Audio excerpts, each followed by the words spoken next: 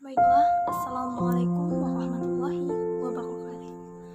Perkenalkan, nama saya Yusriana, NIM 13 2019 011, mata kuliah Media Pembelajaran, dosen pengampu Bapak Idham Syahsili, SPD, MPD.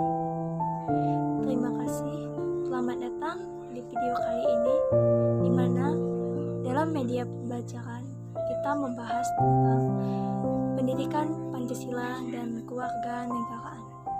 Dalam pendidikan Pancasila dan kewarganegaraan, kita ambil di SMP MTS Derajat, di mana di kelas 8 mereka membahas tentang di bab 1 tentang memahami kedudukan dan fungsi Pancasila.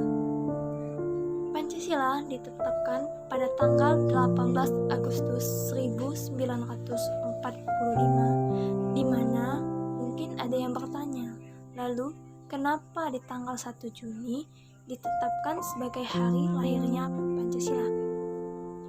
Jawabannya, pada tanggal 1 Juni 1945, Haji Insinyur Soekarno yaitu pertama kali memperkenalkan apa itu istilah dari Pancasila pada sidang BPUPKI, di mana pada sidang BPUPKI ini tepatnya pada tanggal 1 Juni 1945. Maka 1 Juni ditetapkan sebagai hari lahir Pancasila, berbeda dengan 18 Agustus 1945. Pada tanggal tersebut Pancasila disepakati oleh para pendiri negara.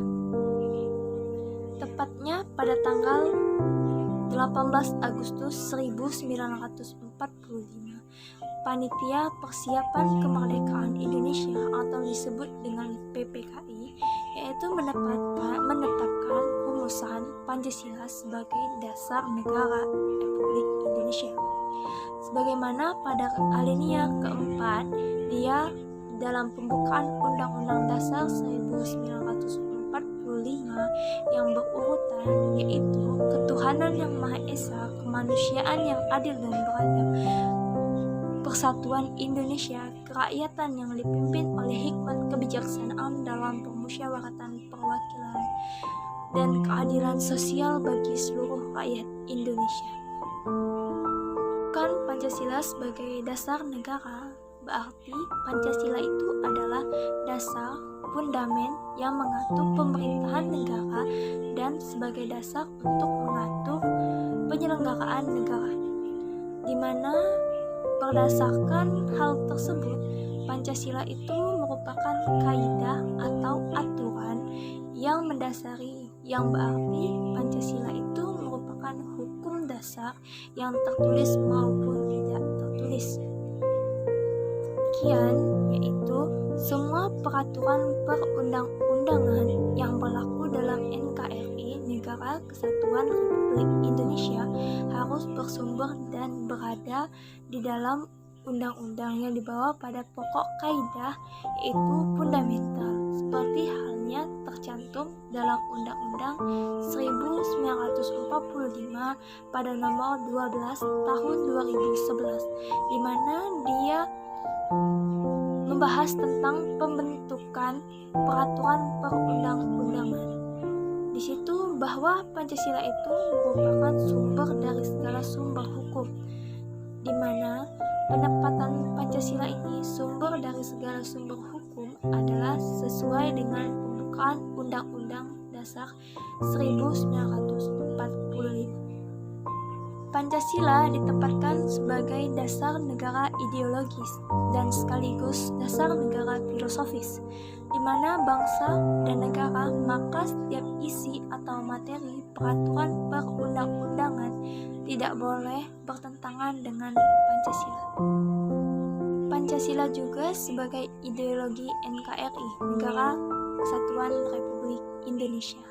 Ada yang masih ingat apa itu ideologi?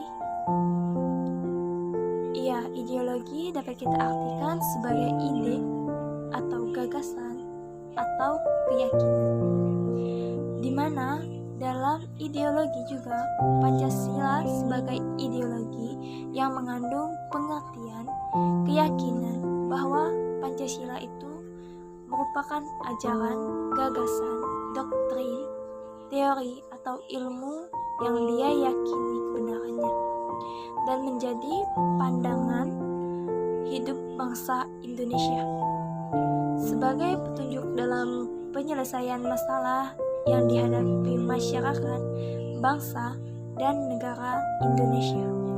Pancasila itu sebagai pandangan hidup, sebagai pegangan hidup, pedoman hidup, petunjuk hidup, dan jalannya hidup. Artinya Pancasila itu berfungsi sebagai pedoman, petunjuk dalam kehidupan kita sehari-hari. Dengan demikian, Pancasila itu sebagai pedoman hidup yang merupakan petunjuk arah semua kegiatan aktivitas hidup kita dalam kehidupan di segala bidang apapun. Pancasila itu sebagai jiwa bangsa agar Indonesia itu tetap hidup dalam jiwa Pancasila, di mana Pancasila itu sebagai kepribadian bangsa Indonesia. Seperti yang kita ketahui bahwa kepribadian di setiap orang itu sangatlah berbeda-beda. Akan tetapi kalau berkaitan dengan Pancasila sebagai berbeda-beda, sebagai kepribadian bangsa Indonesia yang memiliki fungsi sebagai hal yang memberikan corak, yang memberikan suatu corak khas bangsa Indonesia dan menjadi pembeda yang menjadikan bangsa kita dan bangsa yang lainnya. Pancasila sebagai perjanjian luhur, itu berarti Pancasila itu dapat disepakati melalui sidang Panitia Persiapan Kemerdekaan Indonesia (PPKI), yaitu pada tanggal 18 Agustus 1945. Walaupun disahkannya Pancasila hanya oleh PPKI saja, tetapi PPKI ini sebenarnya suatu badan yang mewakili dari suara rakyat. Jadi Pancasila ini merupakan hasil dari perjanjian bersama-sama dengan rakyat Indonesia.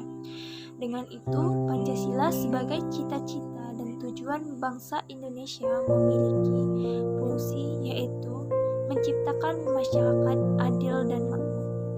Pancasila juga sebagai satu-satunya asas adalah sebagai konsekuensi yang ditetapkan Pancasila sebagai dasar negara dan juga merupakan perwujudan Pancasila sebagai materi dan konsekuensinya, di mana dalam Pancasila ini juga sebagai moral pembangunan.